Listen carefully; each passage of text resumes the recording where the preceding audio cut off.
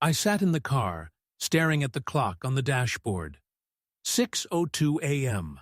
I was right on time. Almost perfect. But to my mother, I was never perfect enough. She walked out the door, dragging a shiny silver suitcase, the one I had bought her last year. Her face scrunched up when she saw me, as if I had done something wrong. "Madison, you're late." 2 minutes. I'm only 2 minutes late. I opened the car door, intending to get out to help her with her luggage, but then I saw something that froze me in place. Ryan, my little brother, walked out of the house with his suitcase. I turned to my mother, my heart clenched. "What's going on?" I asked, trying to keep my voice calm.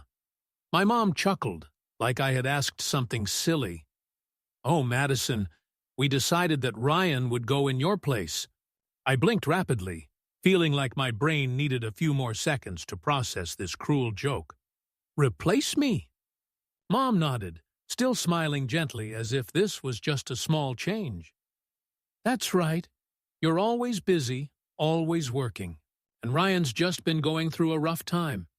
He needs this trip to relax." I couldn't believe what I just heard. 2 years. I worked hard for 2 years to plan this trip. I saved every penny, researched every destination, booked the best hotels, booked luxury tours, all just to give my parents the most memorable vacation of their lives.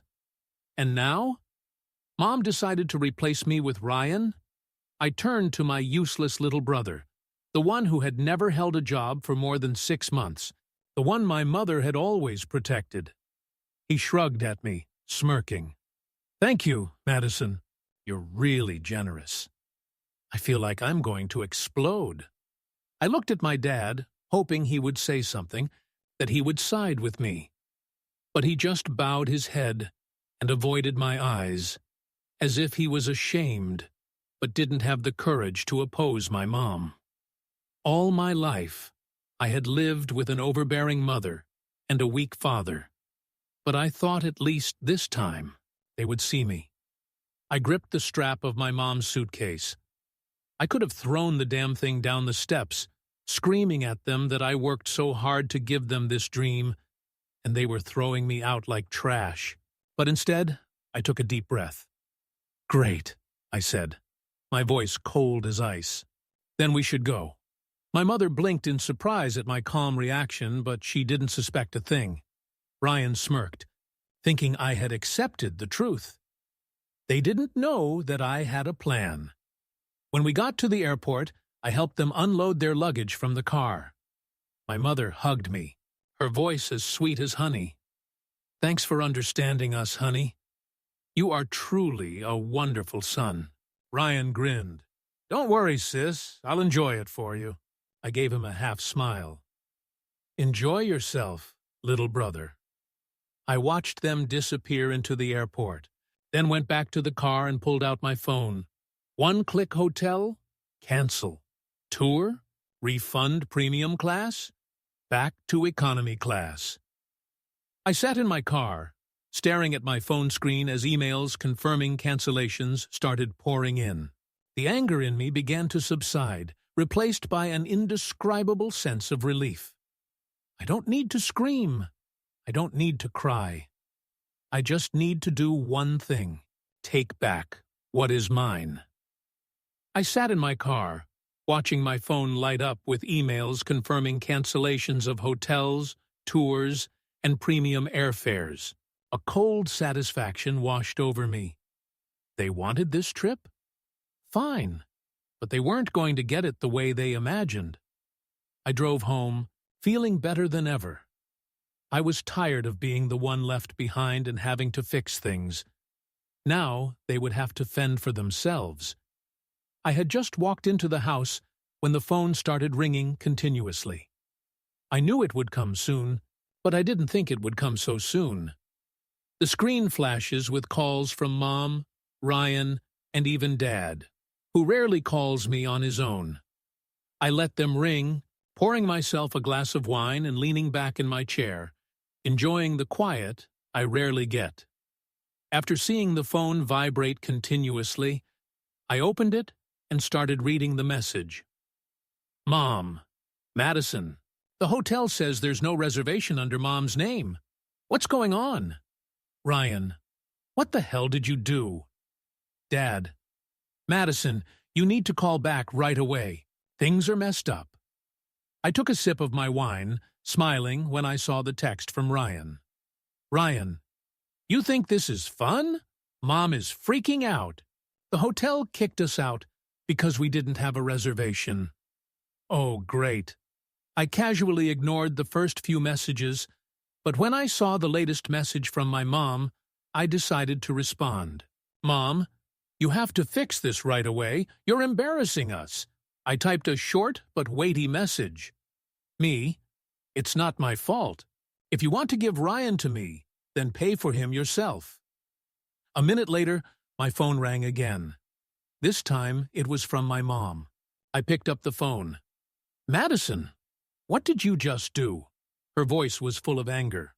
I shrugged, even though she couldn't see. I was just doing the right thing, Mom. This trip is mine. I'm paying for it. You want Ryan instead? Great! But you're paying for it yourself. You're putting the whole family in trouble, she shrieked. We don't have the money to stay at those fancy hotels. I spoke to the front desk, and they said we don't have any reservations. Then find another hotel to stay in. I sipped my wine. Or better yet, fly home. Madison, you are acting so childish. I laughed. Really, Mom? I'm the one being childish? So who else is throwing me off the trip I spent 2 years preparing for?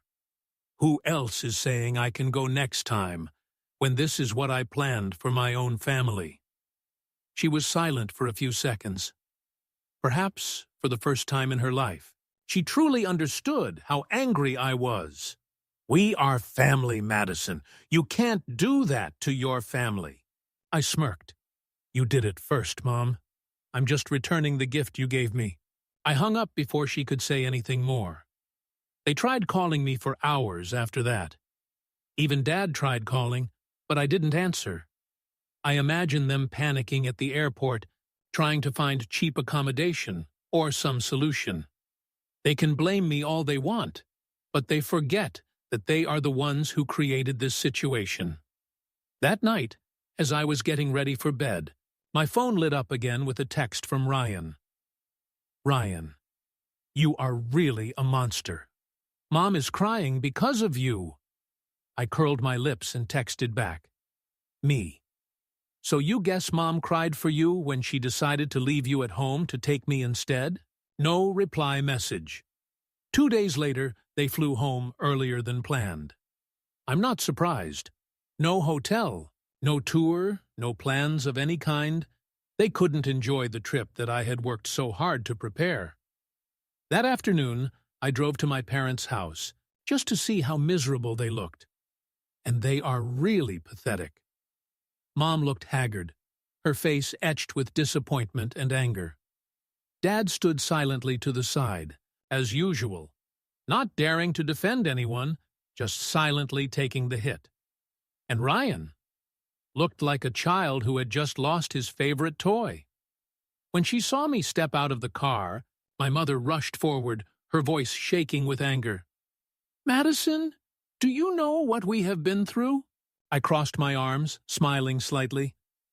Oh, let me guess. Mom and Ryan had to stay at a cheap hotel, eat cheap meals instead of the high-end restaurants I had booked. Mom glared at me. Yes, I shrugged. Good. Good? She repeated, as if not believing her ears. I nodded. Yes. You chose Ryan over me, so you have to accept the consequences. It's only fair. Mom, Ryan shouted angrily, you are really a selfish person. I chuckled, looking him straight in the eye. Really? Is selfishness spending 2 years working hard to prepare for a trip, only to be replaced at the last minute? Is selfishness someone who thinks they deserve something they didn't do anything to get? It is silent. Dad finally spoke up. Madison, I think we should sit down and have a grown-up talk. I looked at him, then shook my head. It's late, Dad. I turned and left, getting into the car. Before closing the door, I looked at them one last time and said calmly, I am no longer a good girl that you can take advantage of. If you want a real family, then treat me fairly. Otherwise, I have no reason to stay. I closed the car door, started the engine, and drove away. For the first time in my life, I felt truly free. After driving away from my parents' house, I expected to feel guilty. That's how it always worked. They manipulated me, made me feel like I was the bad guy, and I caved. But this time was different. As I pulled into my driveway and stepped out of the car, a strange sense of peace settled over me. I was done being their fixer. I spent the next few days in blissful silence. My phone was still off, and for the first time in years, I wasn't living under the constant weight of their expectations. I went for long walks, binge-watched the shows I'd never had time for, and even booked myself a massage, something I'd always put off because I was too busy doing things for everyone else. But by the third day, curiosity got the better of me. I turned my phone back on, and instantly, a flood of missed calls and messages appeared. Mom, Madison, please, let's talk. This has gotten out of hand. Dad, we should meet and figure out how to move forward as a family. Ryan, I hope you're happy. You embarrassed Mom in front of everyone. Good job. I rolled my eyes at Ryan's text. He'd probably spent the last few days sulking, mad that his free vacation had turned into a budget trip from hell. But it was my dad's message that made me pause. He'd never been the one to reach out first. Growing up, he was always passive, letting Mom make all the decisions. Maybe, just maybe, he was starting to realize that they had gone too far this time. I debated responding but decided against it. They needed to sit in their discomfort a little longer. Instead, I focused on something that had been on my mind since the day they left. What was I going to do with the money I had saved for that trip? For 2 years, I had sacrificed weekends, extra expenses, and personal luxuries to afford that European vacation. Now, with all the refunds processed and the money sitting in my account, I had an opportunity. That evening, I made a decision. I wasn't going to waste my time mourning a trip I never got to take. Instead, I was going to make new memories for myself. 3 weeks later, I landed in Tokyo. It had been a spontaneous decision. I wanted a destination that was completely mine, untainted by the thought of my parents or Ryan.